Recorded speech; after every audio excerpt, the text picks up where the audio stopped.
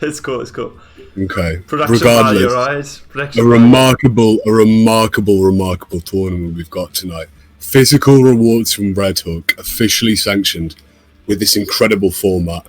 Today, I think we are going to see the beginning of perhaps a clash of the Titans, Mikefield. I'm beyond excited. So am I, and we don't know who the Titans will be and which of the Titans we'll see tomorrow and on Tuesday as well. So that's going to be kind of displayed by the draw we do right now. Right, so any predictions, Sis? Do you know any of the players coming into the tournament, by the way? Well, again, this is something that I absolutely adore about these tournaments. We have these different kind of clan rivalries, internecine rivalries. We've got a lot of your boys here, a Mikefield boys kind of roster. We've got a Mangle Corsair, obviously, getting the invitation for this incredible performance in the previous tournament hosted by Misukun, and also just his all-round play in this kind of format so far. We've got Corsair here as well, a Cloaked Goliath boy. And we have Cloaked Goliath himself in that invitational spot. So I think similar to the last tournament. And me, of course, but I'm a champion, I suppose. I'm kind of a free agent, Mike. You can't hold me down. We shall see. We shall see about this. I hope you do make it out of groups, but no promises, right? We shall see how it goes. Guys, let's just jump into the draw. So we're going to be doing the draw on the website called challenge.com, and I have the draw prepared right now. So I have all the names of the players ready to be added into the bracket, and we have the button ready as well. It says randomized seeds, which means that you will have like a random result every single time. And the only thing that separates us and the draw is a single click of the mouse, which I am about to do. So let's just hope this is what you guys expect, and that's what you guys want. Let's get those groups. Let's get those groups. Let's get a drum roll here for these groups. Okay.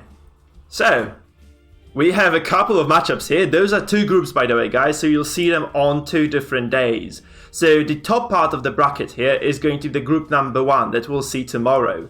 And the bottom part, so those bottom 8 players, bottom 4 matches, will happen on Tuesday. So let's have a look at those players, let's have a look at those matches, let's see how exactly this goes. So we have Zapine versus Real Spartan in the very first match of tomorrow. Then we have Cetra, also known as Shepherd Doggy, versus Lich. We know the Lich. The Lich has performed very, very well in a Musican's tournament, so very high hopes for the guy. His game against Silentia, a real barn burner. Very, very, very impressive game. Very close one indeed, yes. Then you have 135 Jaymen versus Baguera. That's kind of going to be, I feel that's, I can't quite predict how it's going to go, really. Well, I think Baguera here is one of these Spanish guys, maybe one of Musican's followers, came in during that tournament, but this guy, constantly, he's been posting things in the build IDs. He's a character that really is just taking advantage of this tournament format. Really excited to see what he can do here. Then in the 4th match, final match there, is going to be Isle of RNG versus Musican himself, because I agreed to actually participate in the tournament, so I'm very excited for that matchup as well. And then we go into day number 2, starting with Edelbart Gravois, whom I really don't know, so I have no idea how he plays and what characters he uses, what team compositions he runs. The only thing I know is that, he's Darkest One player. Right? That's the only... The real dark horse there, darkest horse, you could say. Darkest horse real, indeed. So it's a big question mark for me. I'm very excited to see some of those new players who have not performed on, you could say, stage before. It's going to be pretty cool, guys. Absolutely, Mike. Assorted Chaos versus Yoshachi. They are very evenly ranked. So it's going to be a very exciting matchup as well. And they will go, one of them will go against either Edelbart or Crowd Encoders. It's going to be a very tough matchup for whoever makes it out of that match. Very evenly matched bracket, so I'm really looking forward to this. Josh Achu played in the last tournament, unfortunately knocked out by me, but very, very, very strong play here. A streamer in his own right as well, Assorted Chaos here, a prominent member in our Discord, but obviously this guy not performed in the Misukun tournament, might be a little bit scared to kind of take that step forward onto the stage here and take it home, whereas Josh Achu, it's every day for him. Indeed. Loveless Third, sorry, I probably butchered that. Thank you for the subscription, my man. Jumping forward, it's going to be Dino Boy, or Icon Sandstorm, as he is called in game, versus SBRH. And actually, I have met SBRH a couple of times on the ladder. He has been lethal, absolutely lethal. He has been smashing ladder recently. So I feel like he's going to be quite a big opponent for Dino Boy. very, very scary for Dino Boy here. We saw Dino Boy again, another character from the Misukon tournament, unfortunately being knocked out in the very first stage. But this guy here, he's taken it to heart and he's practicing more than you would believe. We've got a Rocky montage playing in the background for this guy. This will be a matchup really to watch. Dino Boy, I think, is my underdog to take it home. Indeed. Finally, the last matchup of Tuesday is going to be Shuffle FM versus Edgy Meme Lord. And Shuffle is one of the biggest Darkest Dungeon streamers, I think. It's Edgy Meme Lord versus Edgy Meme Lord, right? And Exactly. Edgy Meme Lord is a Darkest 1 player, so Shuffle is somewhere lower in the ranks, I think. Whereas Edgy Meme Lord is indeed Darkest 1. He has been basically able to keep the stranglehold on this Darkest 1 rank for as long as I remember. So he's going to be a very, very big opponent, I feel, for Shuffle. I mean, I'm so excited by this match in particular. This is one of these ones where, again, like I said before, it says Shuffle FM versus Edgy Meme Lord, but really it's Edgy Meme Lord versus Edgy Meme Lord here. Shuffle FM has his backup, that giant community support. I think he might be able to kind of take that home. He might have been practicing a little bit, really wants to kind of win this, stay in this for as long as possible for his fans. Man, it's going to be a little bit like David versus Goliath, but right now both of these guys are Goliath. It's Clash of the Titans, man. And you have to remember, just only 4 of those 16 players will make it to the group stages. So it's going to be an absolute bloodbath. Exactly. We have... so how this works, guys, is that on Monday, we'll first of all have those 4 big matchups playing out. And the people who lose those matchups, so the people who lose the best of 3s, are just automatically eliminated from the tournament. So every single game will matter for you people if you are participating, and if you're cheering for someone, you really have to put your heart into it. And then those people who make it through the first round, advance into the second round, played on the very same day, right when the first round finishes. And that's again going to be a full elimination to whoever loses a best of 3. And this means that you have to win 2 consecutive best of 3s, which is probably going to be quite a big challenge, in order to advance forward. And the same obviously applies to the second day.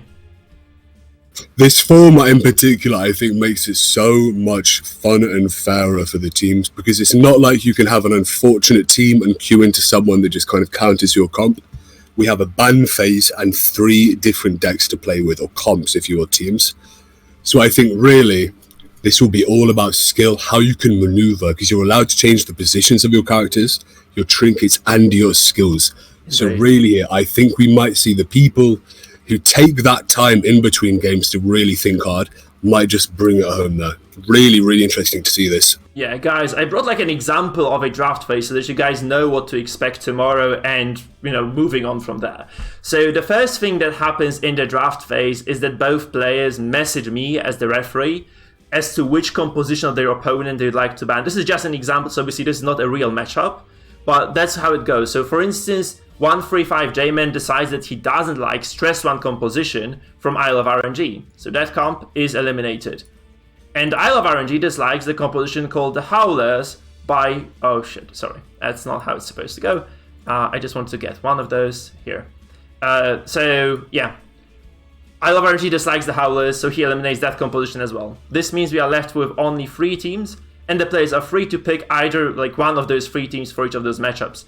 Another rule is, however, that whenever one player wins with a team, that team can no longer be played. So if you have a dominant team that you perform very well on, this doesn't actually suffice anymore, because you do indeed have to win with at least one more team in order to push through and manage to climb up.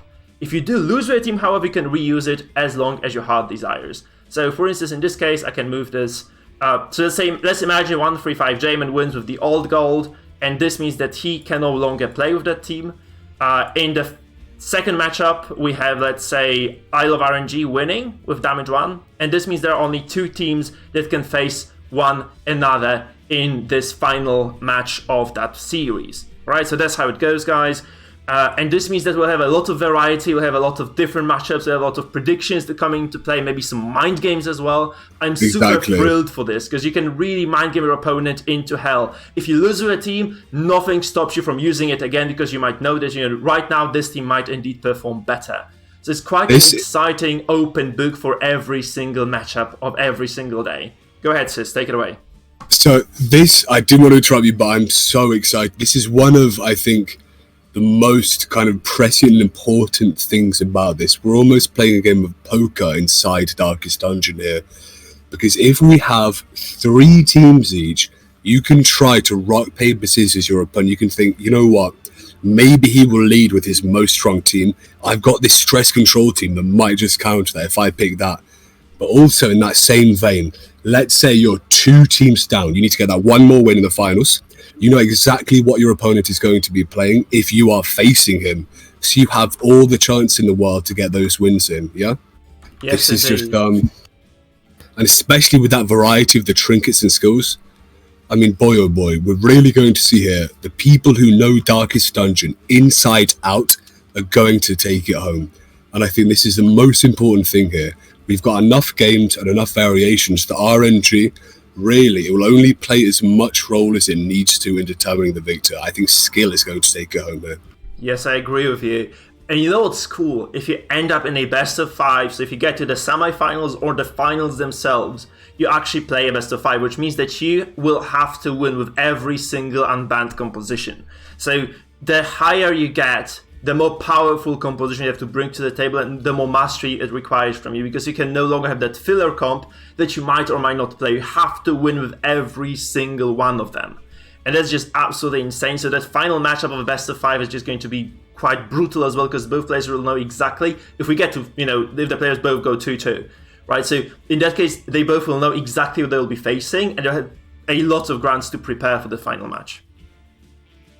Finally, guys, the last part I'd actually like to discuss before we get to the regular stream of the day are the matchups. So we'll just go over tomorrow. I think that's a reasonable thing, right? Sis, how do you feel? Let's go with the first matchups of tomorrow. So let me just go have a look at the bracket. We'll get those compositions pull up on the screen, and we'll see how exactly those pan out against one another. We'll start with Zapine and Real Spartan, so just me. Let me just kind of pick those builds back up. So it's going to be Zapine. This game, Zapine versus the Real Spartan. Both of these guys are from your Discord, obviously. These are heavy Mikefield boys here. Zapine cheering me on during that Musicon tournament. He wanted to take by himself, but just missed the cutoff. He's in this tournament here to prove that he can take a win home for the Mikefield boys. The Real Spartan here, he's somewhat of a lone wolf. Obviously, someone in your Discord, but this guy, he's just crazy. You see that name, ban this comp. Maybe that's a bad comp. Maybe that's a good comp. We're seeing these mind games in already. Spartan's Secret. I mean, Mike, what are you thinking from this? This is a enigma wrapped inside a riddle. Yeah, there's a lot of cool comps that I've not seen before, like Real Spartans, for instance, with the Arbalest, the Crusader, the Abomination, the Antiquarian. There's quite a lit. I feel like there isn't that much synergy there, like initially. I mean, we're seeing an occultist. Everyone loves to see an occultist, right? Indeed. Yeah, that one is also quite curious, quite peculiar. It's like, it looks like a Markham, but this occultist is rank 4 in here anyway, so you can obviously move him to another rank and then use him as a marker. We can just be using him as an active healer as well. You really never know these guys. I mean, Mike, let's say I'm Zapine, you're the Real Spartan. How about we do a fake ban face here right now? Okay, sure. I'm Zapine, you're the Real Spartan. You go first. Who would you like to ban? Before we get there, there is a question from the audience by Michael Zurka, who asks, what are the banned comps? So basically it goes like this. Going into every single match, every single player gets to ban their opponent's comp. Since they know their decks, they know they might be facing, and they know what they have on their own deck. So they can basically choose to remove one of those compositions from contention just by saying they don't want to play against this. And that comp is just removed, it can no longer be played, and they are left with the 3 other teams that we can see in those decks. Right, so if these bans will be done, by the way. These will not be open bans. Yeah. Both players will whisper their bans rather to either me or Mikefield. So obviously neither character has an advantage there in the ban phase. Indeed. So if I'm Zapine, oh god, it's gonna be rough. I feel I would ban the first comp, the Paper Shredder. It feels like it's probably the most powerful of them all. It looks like, I'm always just scared of dots, so I feel like I would just lose a game with whatever I have as a Zapine. I feel like he might just take it with those super heavy DOT characters that he has. So if the Shield Breaker, the Grave Robber, and the Flagellator, I feel like this is just a very strong comp overall. I'll be the most afraid of this one. How about you? So imagine you're the Real Spartan. What do you ban against Zapine there? So right now, I need to imagine the paper shredder. I don't know whether or not that's banned. So I'm looking through my team. I'm seeing a cultist here. Maybe that is my weak link. I'm going to have to imagine it won't be banned. I think most people are going to see through the name ban this comp and think, let's leave that there. Maybe that is even a mind game in itself. Maybe Spartan is outplaying all of us. But regardless of these kind of in-depth mind games, I'm looking at Zappine's comps right now. I'm seeing a Hellion and an occultist in Suicide Squad. They're both weak characters. I think I might leave that there. But these Jester comps, I do not like them. Yeah, I see a very heavy DOT and healing over time comp there in Dogs of War from Zappine there. You see that with the Flagellant and the Antiquarian and the Houndmaster for Lick Wounds. Yeah, it's high sustain, right? Over there, like 2 active healers, 3 active healers really. Quite a lot of DOTs as well coming from everybody. Decent accuracy because the Jester basically guarantees that you hit everything, so you can go like very crazy with the trinkets as well of those guys. I think the most kind of intricate thing about these is as well, look at the skills and trinkets we can change. That Dogs of War, 1 second, it's a stress team, a heavy stress team over everyone, with a Jester there just to get the kill from the kind of incidental DOTs from Houndmaster and Antiquarian, but also change a few trinkets, bam, you've got a really aggressive DOT team there, with a Jester just to take it all home. Okay, let's go to the second composition. There's going to be the Lich and Cetra. So let me just get those on our screens. That's it. We have the 4 compositions, 4 decks by both players. And, you know, both of them quite accomplished Darkest Dungeon players. I feel the Lich made it very far up, as we already said, into Mizzicans tournament bracket. Whereas Cetra, also known as Shepherd Doggo, he has been playing extremely well in the viewer games on my own stream. So I know for a fact that he's a very accomplished player. He knows what he's doing. And also his compositions are very strong. So, yeah, it's just going to be quite a close matchup, I feel. I think Cetra here, the King of Kings, named obviously after, I believe, a Warhammer character, a big, terrifying kind of skeleton boy. This guy here with names after it, terrifying, Nehekaran Legion, look at that boy, with a little leper at the front. But also, Life's a Lich here. He's not so interested in these kind of false misnomers. What he wants to do here is say, listen, in the last tournament I took out Silentia, I got really far. This time, I'm going to make it all the way to the end. I've got a little bit more space to really take home my own strategy, really decide what I want to do here with the changing of trinkets and also this incredible ban phase. So I think right now, I don't know, Life's a Lich is going to be pushing for it. I think Life's a Lich here, he's got everything to lose and everything to gain, you know. He's going for it. He wants to win this time. So close last time, but just peaked to the last second. Indeed. Right, moving on to our matchup number 3. It's going to be 135 Jaymen versus Baguera. Let's have a look at that one. And those are, by the way, I just wanted to point out those two players had very meta compositions. Both of them really were sticking towards strong, and I think that's going to be a very interesting matchup just because of this. And this is kind of very similar to what Baguera has in store, because 135 Jaymen, holy crap, those are 2 PD compositions coming. We're seeing a musketeer. Let's ring the bell. Ding, ding, ding, ding. That is a musketeer, Mikefield. Someone right now needs to take a shot. As a full Mark comp, absolutely no tanks, no support, pure damage, full, really powerful damage dealers with on the same composition. Front row stunning Houndmaster. Yeah, I feel like he's not going to be stunning. I feel he's just going to be using the Hound's Rush all time long. Like, there are going to be 2 characters marking, 2 characters killing all the time. This is just absolutely crazy. But those 2 PD compositions, I have no idea what to expect from them. Like, have you ever seen a Jester with a PD on the same composition, really? Well, I think Jaymen right now, I believe Jeff, a prominent member in our Discord, Baguera, I believe, is one of Misukun's kind of fans, a Spanish player. I think he casted a few games with us. Very, very, very in-depth knowledge about this game. He's coming in here with his own teams, things he's thought of himself. I think Jaymen here, coming here with 2 Blade Doctors right now, you know, he might be doing it for me, he might be doing it for the memes, but if he plays those comps well, that heavy DOT, he's got the guard in there, that heavy riposte on the Iron Fist there, maybe he'll take it home with the correct picks from Baguera. If he manages to queue into his team, that has no move from there. If he dodges the Shield Breaker, and if he dodges the Occultist or manages to kill him quickly, maybe he takes it home, Mike.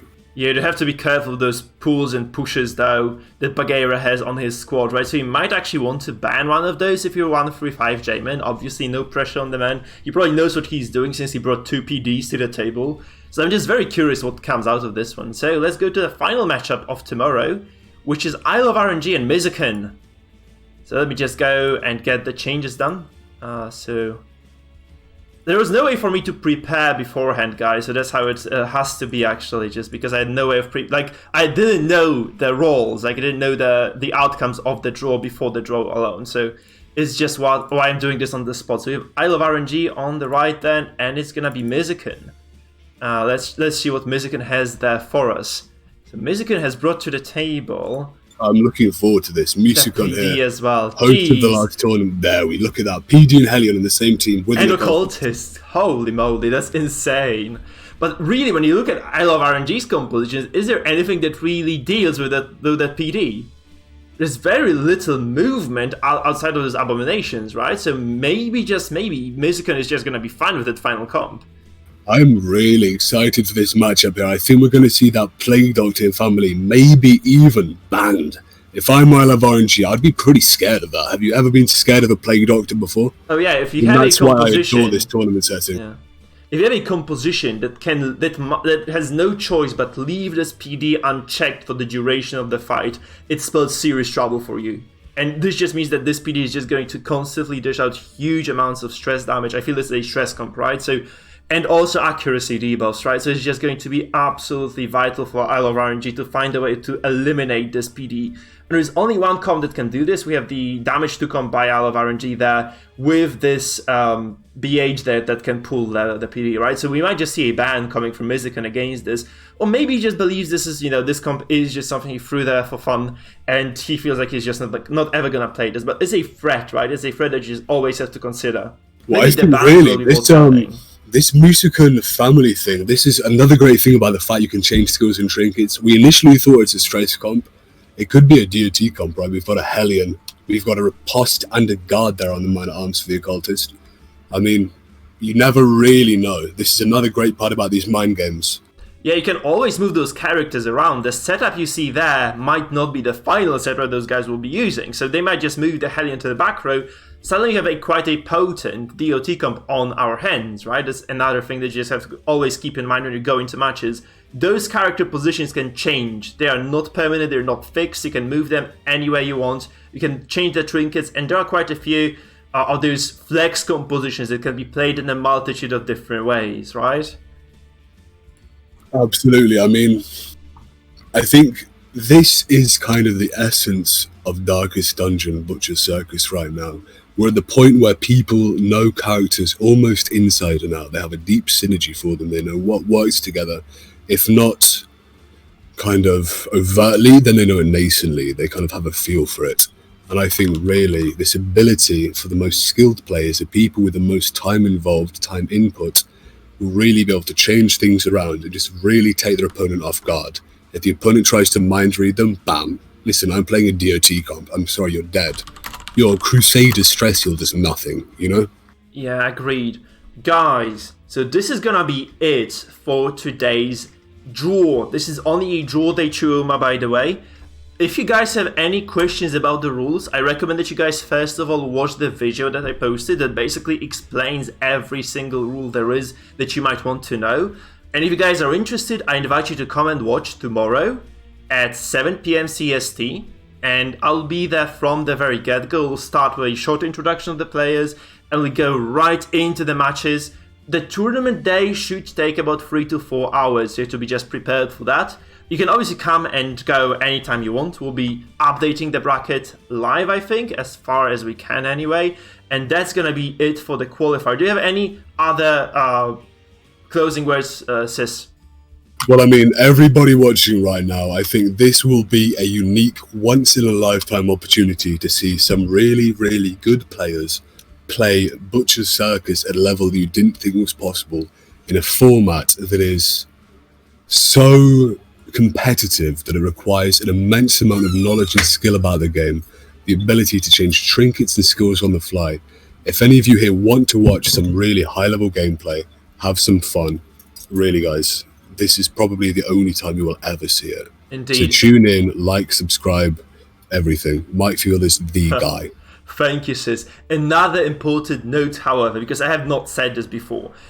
If you look at the bracket, because Shepard has asked about the order of fights, basically, we go from the top to bottom. So the first match of the day at 7 p.m. sharp is gonna be Zapine versus the Real Spartan, followed by Doggo versus Lich, then 135 Jaymen versus Baguera, and finally I Love RNG versus Mizikin. That's day number 1. Once those matches are complete, we move into the second part of the bracket instantaneously, and the winners of their respective group matches from the brackets from before will be facing each other. And again, this is just going to be a single elimination bracket, guys. So if you lose a best of 3, you're out, and you really have to be prepared for this mentally and psychologically and also physically, so that you can actually perform to your limits, because that's very important that you guys do move on indeed. I mean, in this Mystican tournament, 1 a.m. for European players, we saw that kind of jet lag almost take a couple of the best players out. This time, it's almost a flexible time slot. I think we will see players perform at their best. Like, this is UFC for me. This is incredible. Get Dana White in there. This is the real deal. Indeed. Guys, there's also a clock. I'm just going to post this if you guys have any doubts about when exactly the tournament is about to start. Oh, yeah, I'm just going to look it up right now because there's a time.com website I was using. CEST. Here. So I'm just going to give you the exact moment in time where the tournament starts. It is 7:36 in Poland, so this is 7:36 CEST right now. What time is it for you, sis? Right now, my friend, it is 6:37, so 18:37, my friend. Indeed, all right. So we have difference in time between the UK and Poland, right? So it's 7 p.m. CST or 6 p.m. British time, all right? And you guys might just have to look it up. There's a cool website called time.is, and you can just have a look at what time exactly CST stands right now. So you can just make sure that you are there on time. And yeah, exactly, that's how it's gonna go. By the way, if someone doesn't show up for their match within the first 15 minutes, they'll be automatically eliminated from the tournament as well, unfortunately so. Right, so you just have to make sure that you are there and ready to play on the schedule. I assume that a single series will take about 30 minutes, because about like a single match is usually about 10 minutes long. Obviously, you might just get quite a few of those 2-match series, where this will be obviously quite short. But at the same time, some matches might kind of stretch out a little bit as well. Right? Okay. Absolutely. So, as Cecil already said, remember to follow, subscribe. There's also a membership option available on my YouTube if you want to support this stream and support me as a content creator. You can do that as well. This being said, thank you for watching, and we're just gonna move on. I'm not gonna end the stream here, obviously. There's going to be a content stream right now, which is a regular ladder stream of the day, sis. Thank you so much, my man, for coming and just helping me with this. I think before we go, just for a second though, it is worth noting that everyone in these qualifying teams will be paired up against the 4 invited players, which I believe is me, they're not going to be paired up, no. We go into group phase, it's going to be round robin actually. But we will eventually face each other in the game. Indeed, yeah. This is not the entire tournament, this is merely one phase of the tournament. Yeah. The second phase begins on the 25th and the 26th. Those are round-robin groups, which means that within a single group of 4 players, you play all other opponents within that group, and the 2 top players will advance from those groups into the semifinals. And in the semifinals, we just got a best-of-5 single elimination bracket once again, and 2 people advance to the finals, and that's how the winners are decided. As we've already said as well, the winners will get physical rewards from Red Hook, so huge props, especially to Red Hook John for actually contacting me, being able to actually communicate with me consistently and just getting those rewards out, suggesting that they will indeed provide us with some cool we cannot understate just how important this is, Mike. We have literally, this is the only tournament ever to get physical rewards from Red Hook. This is an officially sanctioned tournament, guys. Indeed. We're going to have an art, I believe an art book, maybe t-shirts, clothing, things like that are on the table. A single t-shirt for the winner, that is. We have a single t-shirt, we have art books, we have also some additional art pieces from the game. I feel like those are the 3 forms of physical rewards. So there's quite a lot on the table actually there. This is unique, Mike. Yeah, this is might be something absolutely exclusive, unique. Right? So, Yeah, this is just absolutely lovely, guys. So, good luck to everybody participating. I hope you guys, if you're going to watch the tournament, enjoy yourselves, enjoy our commentary. By the way, it's going to be me, Sis, and Silentia casting the games. And we might get some additional guests as the time passes by, obviously, but this is going to be the core of the three of us over there. So thank you once again. Stay tuned for more awesome content. And let's just move on to the ladder. Thank you, Sis, once again, man. Thank you so much, my friend. Thank you, everybody, for listening. I hope to see you all in the tournament. It'll be very, very fun. Please stay tuned, guys. Thank you, Mike. Take it away, my friend. Cheers. Guys, so this means we're back with the actual regular content stream. I hope you had fun with the tournament. Should you have any questions whatsoever, I'm here to answer every single one of them. So whenever you feel like there's something unclear or you'd like to kind of learn something, you can obviously just pop the question. I'm happy to answer that. I'm also available on Discord, so you can just ask me there. I hope you guys like the new UIs and such. Took me quite a while to prepare them, actually. So this being said, let's just move on to the actual Darkest Dungeon, Butcher Circus, which I'm going to open in a second. So let me just kind of get those things out of the way first. And we're just going to get going with the